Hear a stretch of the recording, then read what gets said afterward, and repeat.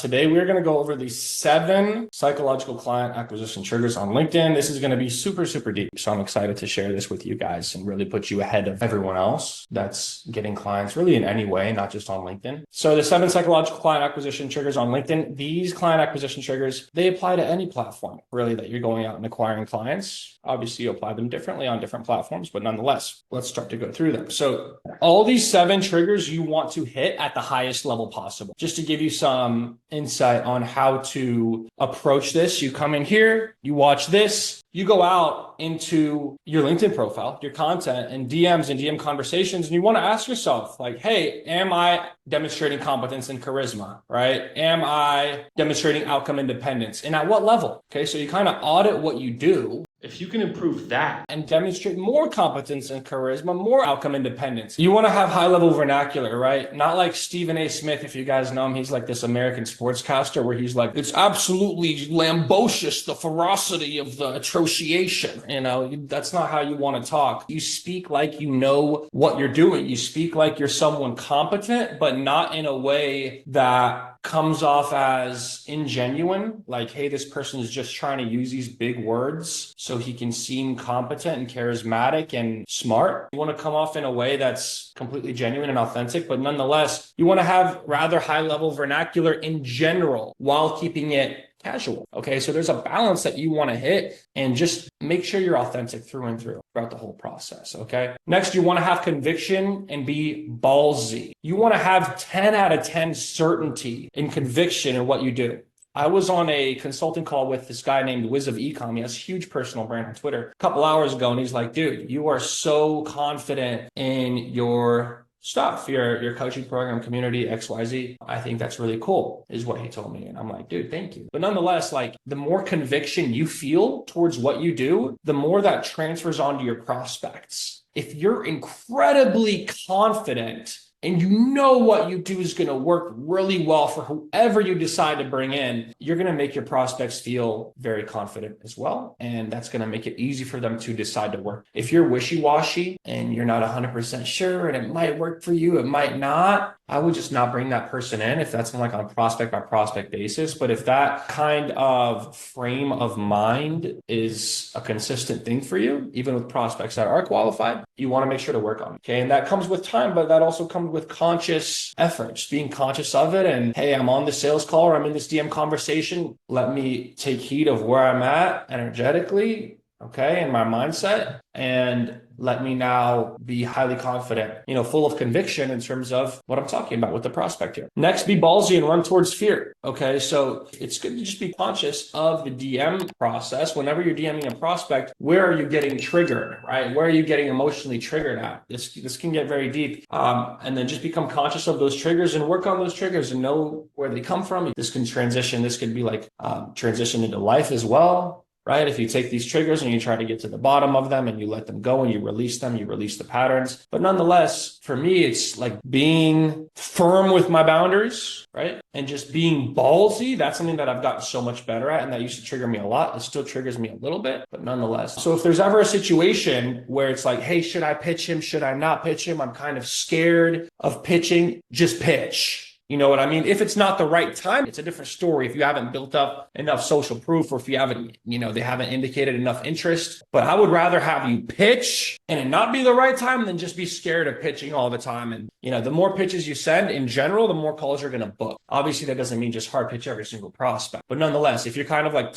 towing the line of should I pitch or should I not, just fucking pitch and be ballsy. And if they say no, it's fine. Right? Don't be worried about that. Okay. Next, throw relevant social proof as rope. This builds you up in the eyes of a prospect. If I'm talking to agency owners and I've helped 100 other agency owners make over $20 million in revenue, I'm going to talk about that, right? I'm going to talk about little results that I've been able to get. Individual agency owners as well. I'm going to put that on my profile. So that's always a really good thing. And you could tie it into a conversation really well. So let's say I'm talking to someone, and for me, I'm in the DMs, LinkedIn DMs, we're talking about DMs on LinkedIn, right? That's my offer. It's what I help people with. I drop an asset, right? And I'm like, hey, check this out. Here's like a lead magnet. We're booking hundreds of calls a month right now in a dozen niches. And this goes pretty in depth into the process. This is going to help you, right? So I give him that asset. In the asset, he clicks it.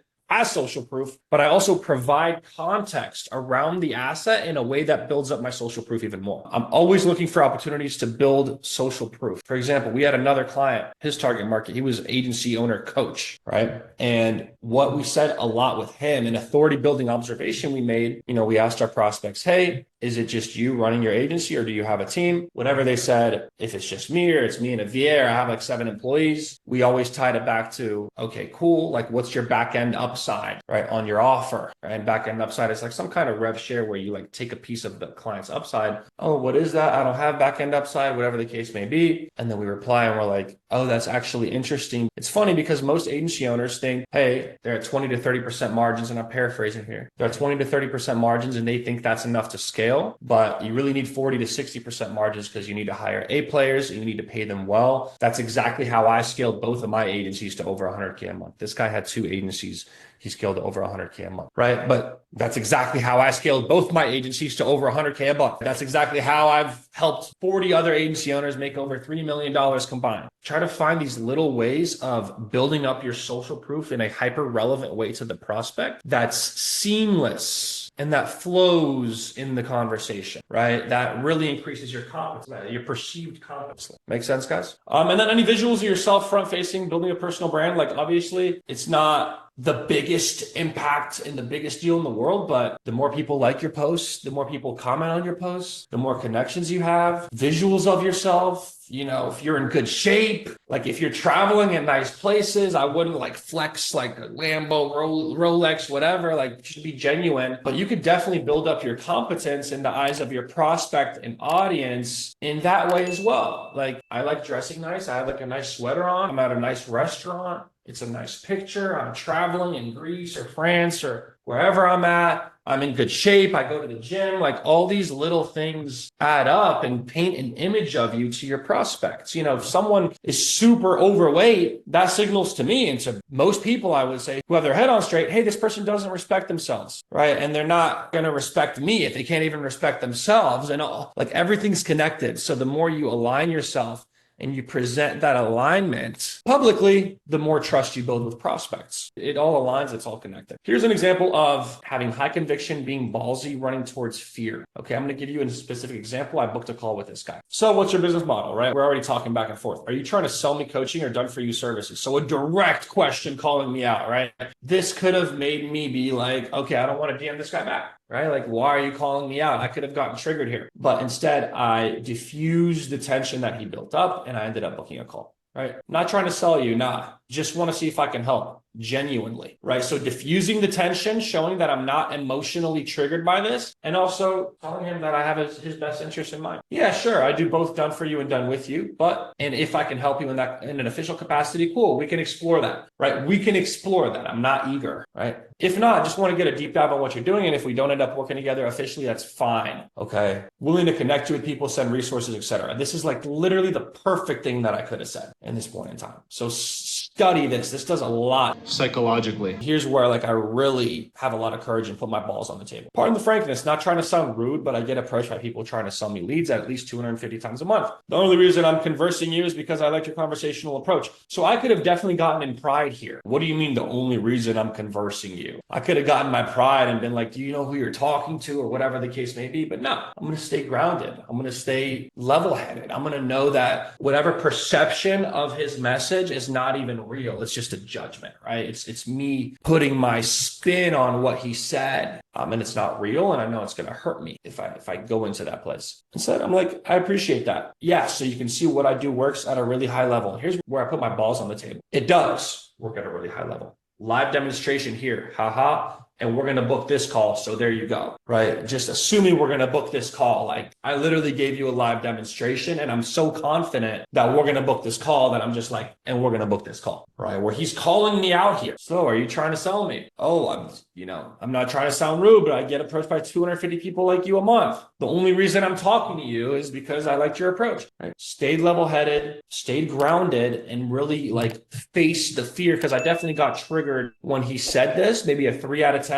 And I definitely got triggered when I was writing this message. I got a little bit fearful, maybe 3.5, 4 out of 10, if I remember properly. But put my hand on my eyes like that. I pressed enter and sent him the message, and we booked a call. Doing that and moving towards the fear is going to pay off at a high level. So just remember that. All right, throwing relevant social proof. Do you have anyone that you know who's like a big name in your niche, your prospects? I'm reaching out to this guy. He's an e-com email marketing agency owner. This guy, Chase Diamond, is a huge name in his space. So whenever you have the opportunity to throw names out, and I should have hyperlinked his profile here so we could check out his profile. He knew Chase either way. Whenever you have the opportunity to name drop someone that you know or that's a close friend or that's a friend of yours, do it. Okay, it's just the halo effect. Their cachet is going to rub off on you. So whenever I'm talking to someone in the email marketing space or e-com space, I always mention Chase Diamond. Whenever I'm talking to someone in the cold email space, I'm mentioning my friend Nick Abraham, who I stayed at his house in Dallas 6 months ago, or I'm mentioning Cold Email Wizard, and we put out a course together in January 2021, right?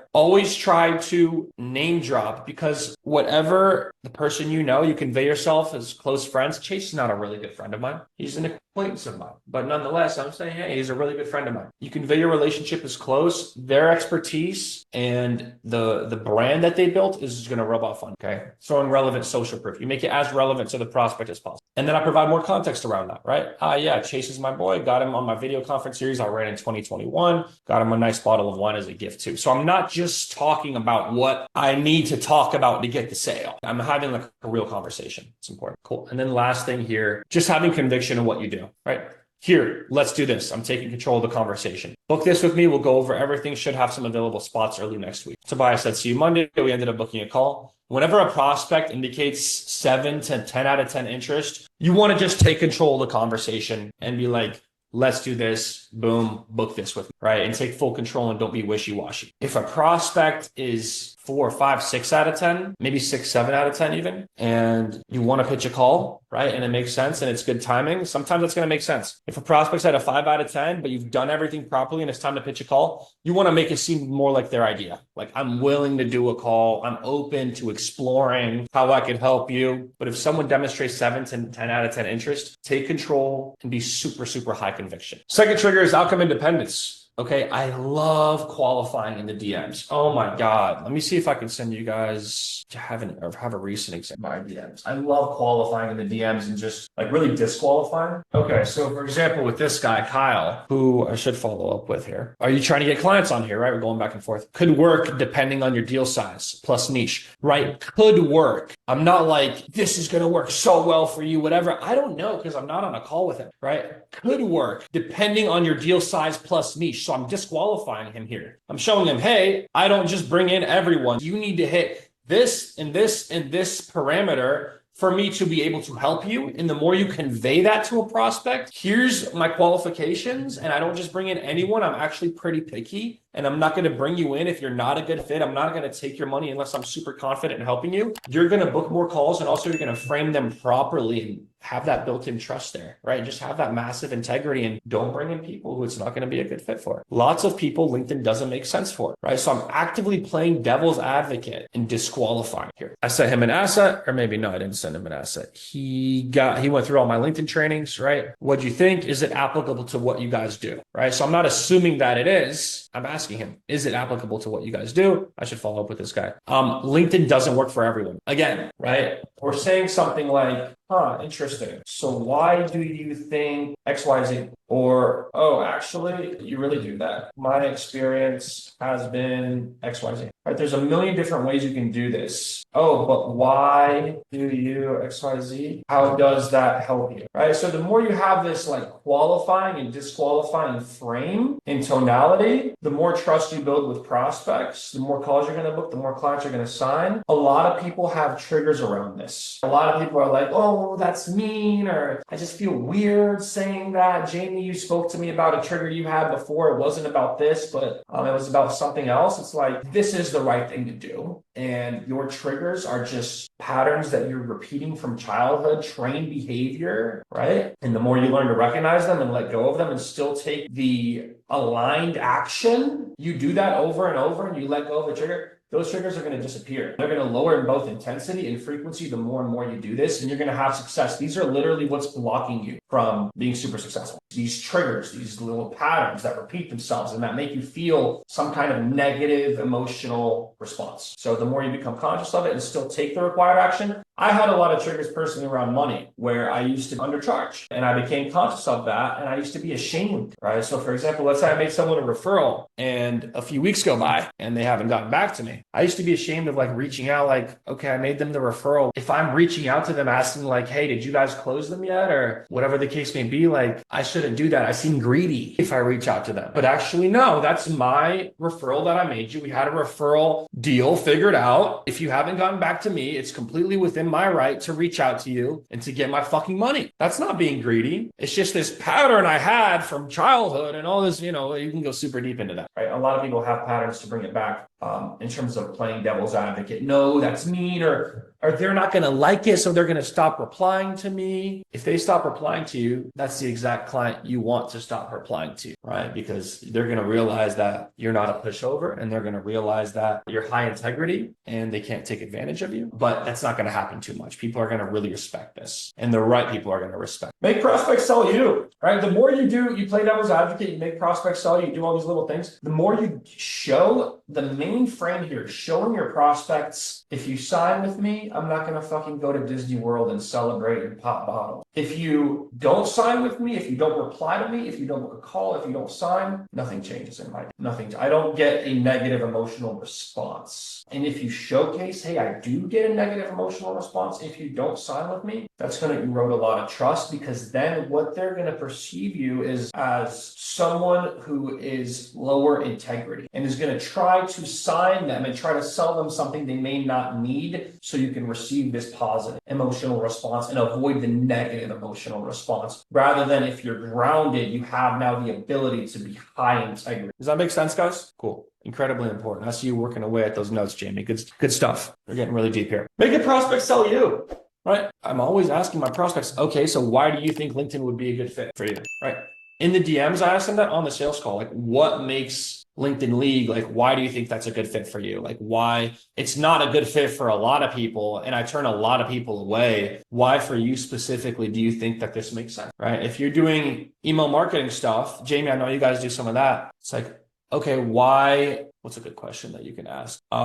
You have an email newsletter. Do you really think you can make more sales off that? Like, why do you think you can make more sales off the newsletter, right? Obviously, this is going to be very specific to what you offer and to the prospect as well. But for me, why do you think LinkedIn makes sense? Why not Twitter? Why not YouTube? Those are solid platforms, especially, YouTube, the lead quality is great on YouTube. Why not YouTube? Okay. Why actually try to scale right now? You're at 50K a month. Why not just take a step back and chill for a bit? I'm always like trying to disqualify as much as I possibly, obviously not overboard, but I'm disqualifying as much as I can. Number one, to get a good feel on if it makes sense to actually do a call. I don't want to waste my time. But also number two, psychologically, this makes prospects trust me a lot more. And it's probably some of the reason you're here, Jamie. I remember I did that in our Facebook DMs when we booked the call. I'm pretty sure. My way or the highway, right? Enforce your boundaries. That doesn't mean don't accommodate a prospect. But nonetheless, like if someone is trying to book a call with you right now, if you don't have time, you don't have time. Okay. And don't accommodate in a way that's inauthentic. That's no, if he doesn't book a call now, I'm going to, miss out on him. Right. So when fear comes in, when shame comes in, when guilt comes in, when all these negative emotions come in and you act on them, you're not coming from a real place. Right. And that's the key to keep conscious of that. If someone's like, hey, are you free in the next 15 minutes? And I'm like, oh shit, I need to book this guy on a call now or else I'll lose him. That's when the inauthenticity comes in. And that's when you need to become conscious of that. And if it doesn't feel right, if you don't have the time to do it, don't do it and just let him know. I'm a pretty busy guy. Can do calls off the cuff. Send him that. Feel free to book that with me and we'll talk early next week, get a deep dive into what you're doing and see how I can help. Cheers. And if he doesn't book a call, it just was not meant to be. And that is okay. If someone only wants to get on a call with you, if you're free in the next 15 minutes, that is going to be a hellish client where they're going to feel entitled to your time and take advantage of you and not respect you. If someone can't respect my time, book off my link and take maybe a day or a couple of days and we'll talk then, I don't want to sign them as a client and I'm perfectly fine with not. Right? That's where that outcome independence comes into play. Okay. And he said, either way, he said, got it booking now, but I don't care that he said. That's not the point. He could have not booked, and that the point would have been just as strong. Outcome independence, little small things in your content, DMs, and sales process to convey that. Okay. You just want to like audit what you do, your profile, your content, your messaging in the DMs, your pre-call drip, your post-call drip, anything that a prospect gets exposed to in the sales process, and make sure that you don't seem eager, you don't seem inexperienced, you don't seem emotional, right? You don't really want to sign them as a client. You're okay with anything that happens. You're okay. And just audit yourself. If you want to get your eyes on anything, you're going to get my eyes on anything, post it in the lab, right? Or DM me privately on Slack. And then the last thing you want to do here is the lower their amount of interest, the more power you want to give them when pitching a call, right? Imagine if someone was like this. So here's an example of a needy way to pitch it, okay? Being too available, being too enthusiastic, lack of non-needy. So this is neediness and outcome dependence, or even something like this, right? Even worse.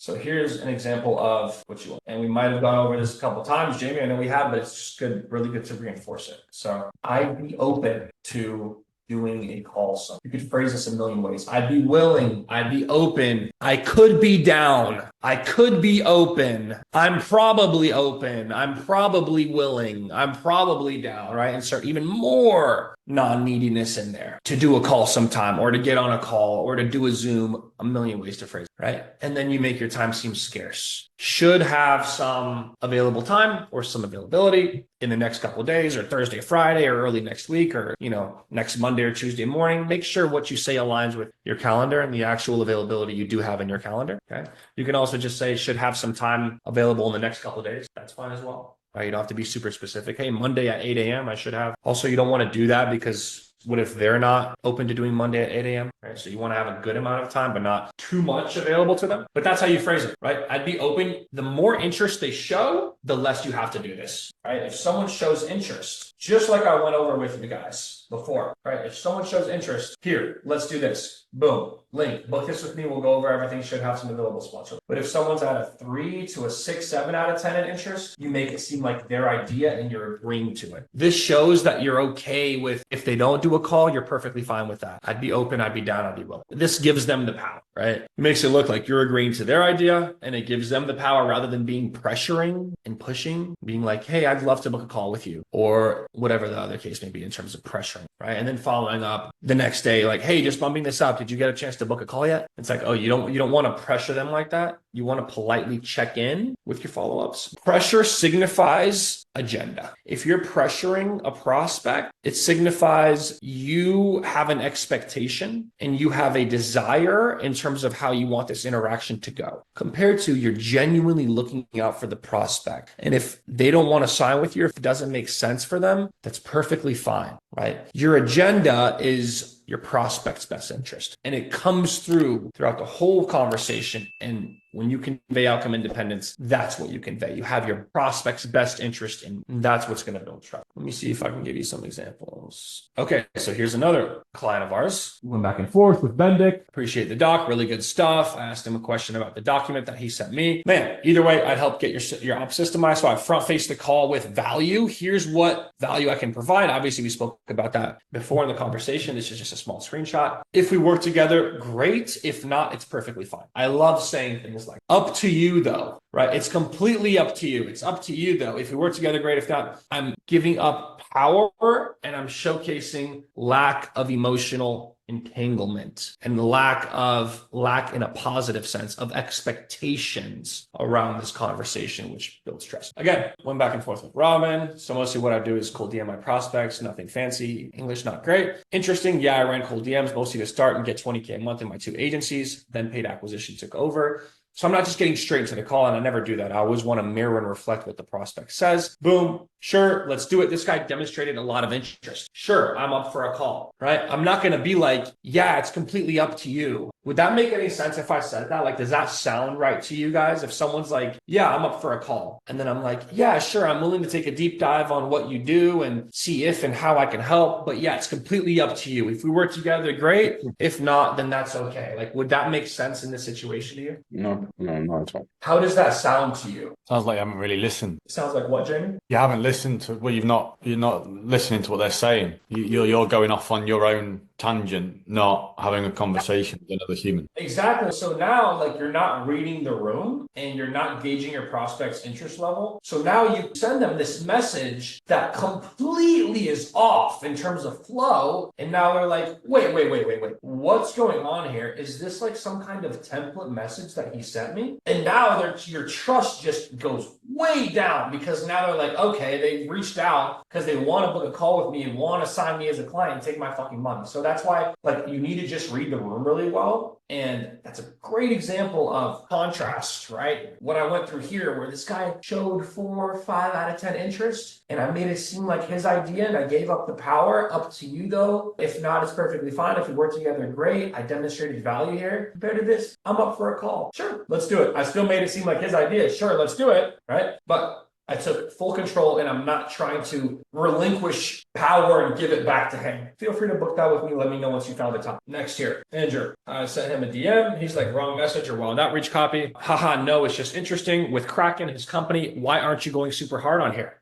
Right? I'm playing devil's advocate. Like, why aren't you doing this? Your content, profile, DMs, etc. Your target client is on here in droves. No reason you can't book 20 to 30 calls a month on here with highly qualified people. Why haven't you gone hard on here? Where's the gap? So I'm qualifying. I'm playing devil's advocate. I'm not afraid to come across as a little bit brash, not rude, but just like bluntly honest. I'm not afraid to do that at all. Again, another example, was just perplexed. You could be doing a lot better on content, bringing in a bunch of customers and clients for your company. DMs too, those are huge. Your target client is all over the platform, so active. You do any kind of LinkedIn DMs, why not go super hard on here? He's like, oh, we send 80K messages a month. Email. Okay, didn't know. But nonetheless, play devil's advocate as much as you can in the DMs. And also what it does is it helps you gain clarity. It helps you realize, okay, are you doing XYZ? Why are you not doing XYZ? Okay, now I have some clarity on if I can help you. So now within the conversation, I foreshadow value, I add value, detach from the sale, I prove my worth, I answer what's in it for me. They've demonstrated a pain point. Now I could pitch a call and I already demonstrated the value that I could potentially give you, right? So this is good because it conveys the proper thing to a prospect indirectly, but it's also good because it helps you gain clarity and move the conversation forward towards a potential call in a way that's respected by prospects and that's authentic. Stupid proof. This is trigger 3. You want to have an overwhelming amount of social proof, right? As much, like, the more the merrier here. Go to my profile. Every single opportunity, every single place that I expose myself to my target market, there's social proof, right? $3.6 million plus in revenue made. Again, 3.6 million plus in revenue made. Okay. Social proof, 4 results here. I repeated these 4 results in text testimonial form. Again, specific here. I repeated those 4, or I have 5 here. 5 pieces of social proof here, right? I put those same pieces of social proof again here. Like, I literally bombard my profile. More social proof with recommendations, more social proof here. I'm in the DMs. I'm always like providing social proof, right? LinkedIn Client Lab member went from 0 to 10K a month in 52 days with a 9 to 5. That's my first post. Just completely bombard what you do, your DMs, your profile, your content with as much social proof as possible at every single place. Go to my LinkedIn pro or my lead magnets. All right, this is a good one that I use a lot. So one of my clients made 54K in 2 months. This whole lead magnet is just a piece of social proof. Boom, provide more context around that. Boom, more context around that. Join the lab, right? More social proof, more results. So I think I proved my point here. More social proof again. People book a sales call with me. What do they get? They get my pre-call drip, right? People, I don't close them on a call. What do they get? They get my post-call drip. All these have massive social proof. I'm recycling a lot of the same social proof in my profile, in my pre-call drip, in my post-call drip, in my lead magnets, in my DMs, right? So they book a call with me. Hey, here's a piece of social proof that's on my LinkedIn too. I just send them it again. And it's okay to recycle the same thing over and over. Here's another one that we created a lead magnet with that's on my LinkedIn profile too, that I send in the DMs, that I'm also sending in my pre-call drip. My post-call drip as well. Here's the lead magnet, 54K in 2 months. Here's a YouTube video. You click the YouTube video. There's social proof on my YouTube profile. There's social proof in the video. We just had a client sign a $4,000 deal. So you guys get the point, right? I'm just like bombarding every single touch point with massive social proof. The more detailed your pieces of social proof, the more authoritative. So I could say, hey, I helped a client book 148 sales calls. Or I could say, hey, I helped a client book 159 sales calls in 148 days. He is a coach for agency owners. He made over $100,000 with that by closing 27 of the calls. And he has a $5,000 offer and he's doing, 50, 100K a month, whatever the case may be. His name's Terrence Cruz and he runs a company called Higher Level Agency. Obviously, there's a place and time. I might not give all that social proof in a piece of content or on my LinkedIn profile, but in general, the more detailed your social proof is, the more authoritative, the more it looks real, like you're not just making something. If someone was making something up, they'd be like, hey, I helped a company make another, $50,000. But it's really hard to make something up when you're being specific. Hey, I helped Cool Flask, my water bottle brand here, make another $274,369 in 52 days with, 13 email newsletters I sent on their behalf. And here's an actual text testimonial screenshot that the CEO of the company sent me talking about it. Pictures, videos, visuals, as much as you can, especially with the social proof stuff. And what is the best form of social proof is texts from clients. That's the best. And you just make sure they have their profile picture. All right. And if you can, have their first and last name in there. If not, just their first name is fine. But I would rather have their first. Okay. Testimonials are great. Video testimonials are great as well. What you could also do is sneakily weave in stories with results. You could sneakily create lead magnets around specific pieces of social proof. And you can just weave your social proof in with content. Hey, here's how I book hundreds of sales calls a month on LinkedIn. Hey, here's how a client of mine went from 50 to 80K a month in 30 days. Here's the 6-step process. Weave in social proof, or weave in stories, or weave results in with stories. Let's stop. We're about 10 minutes out from where I got to hop off here. I will go over the next training, so make sure to get on that. Any kind of questions, guys? Ian, Jamie, Bolu, you guys are in here. Any kind of questions for me? Feel free to unmute yourself. Jamie. No, nothing from me on what we've discussed, mate. It's percolating. Big thing for me is the triggering thing, just that resonated. Just being aware of that and leaning into it. Because I now I'm a bit further into the process, I can definitely relate to that. There's been a number of times where I've been like, nah, that doesn't quite feel right, or I don't know what to do. Like, that feels scary. Should I connect with this person? They feel out of my league. Just even those thought patterns. Being aware of that, that's big. Thanks, man. Absolutely. I love that. And there's no judgment there at all. We all have these patterns. It's not you. It's something that was given to you, So just being able to make that conscious realization and let go of those and realize it's not you. Because a lot of times for me personally, what I've had to do is I caught a pattern and then I feel guilty about it, right? I'm like, oh, damn, I feel ashamed when this happens. Oh, damn, right? I shouldn't feel like that. But it's like, no, I should feel like that. There's nothing wrong with that, with feeling like that. Is it aligned? Is it something that I want to keep perpetuating? No. But you getting in that guilt about the pattern is only going to perpetuate that even. Right? And there's no reason to feel guilty. This was given to you. It's not actually you. Right? And it's a beautiful thing, becoming conscious of them and let them go. And what you're able to let go with the DM process and what we work on together, that's going to translate into your life too. Ian, what's up, brother? This is your first call. It's nice to meet you. Hey, Todd. Yeah, yes, man. In Glasgow. Oh, nice. Jamie is in Ireland, right? Not too far. Sweet. Swimmable. Yeah. I was there for a stag do, actually. Bachelor party the other week. But yeah, a takeaway I got was using social proof as a lead magnet, because I was sort of thinking, like, overthinking I'd have to use something bigger than just like a result for my client. Yes. He's also got a skill group that I've not looked at. I'm sure there'll be lead magnets in there that I can use. What'd you say? Sorry, your last thing? He's got a skill group, so I'm sure I'll be able to mine some lead magnets from the skill group. Who's got a school group? My client. Okay, cool. Yeah, dude.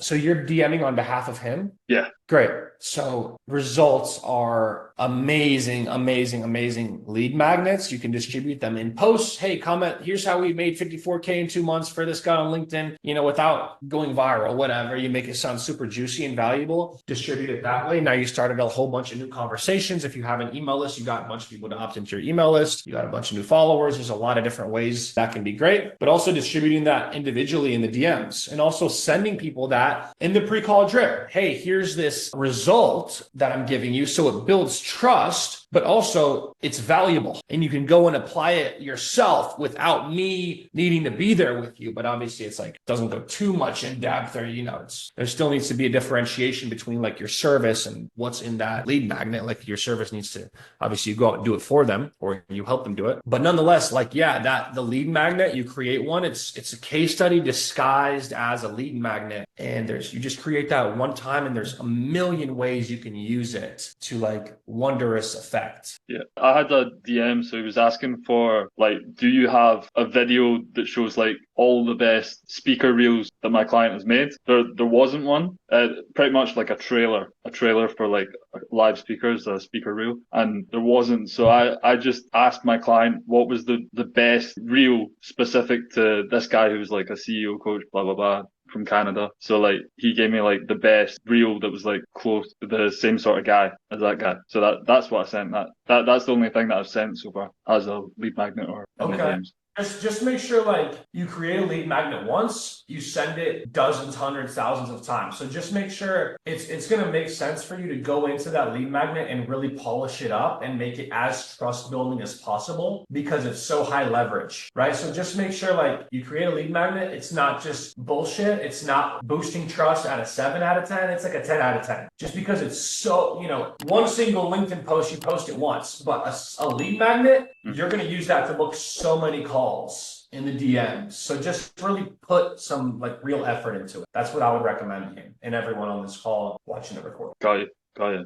Yeah, I might look at like Gamma or something. Trying to make a PDF. Yeah, like, whatever works. I like doing Notion and I just make the page public. So I'm able to just to send someone a link. You also want to make sure that you're removing buying resistance as much as possible. So with the post, I do a lead magnet. I put it into a post. I'm having people opt into my email list to get it. But when I'm sending it in the DMs, I'm not going to send them to an opt-in page. Now they have to opt in. Now they have to wait 5 minutes. Now, you know what I mean? I'm trying to book a call with you potentially. So let me just send you the actual public Notion page. If you send a DM or if you send a PDF, that could be good as well. But I would opt for some kind of public online page. Even Google Docs is fine, because people are going to be a little bit wary about, okay, now I have to download this PDF, right? So maybe like 5, 10, 20% of people, that might turn them off. But when I'm creating a lead magnet, I want to make the mass appeal of that lead magnet as wide as possible and not have anything that could hold that up. Do you know what's nice? You can send like a inline video,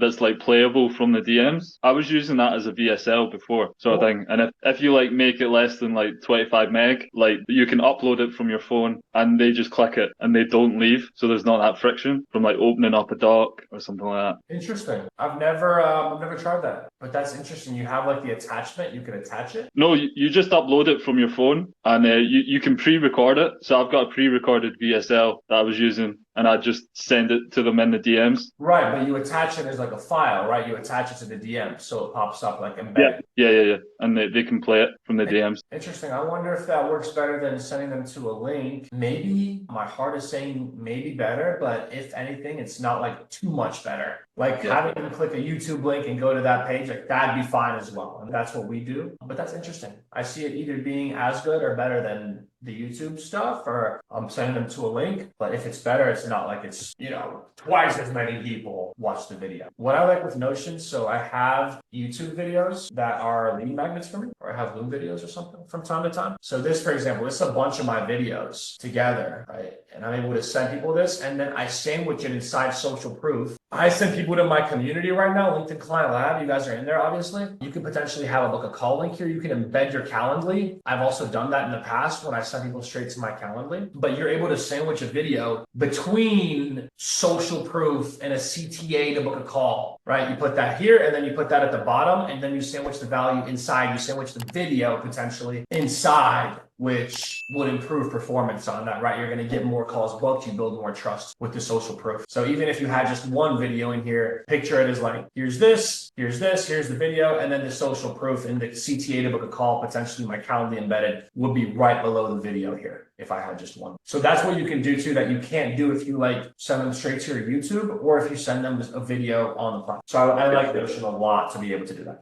I've also seen people use a CTA on Loom. You can like have some sort of button. I might use it. I do that.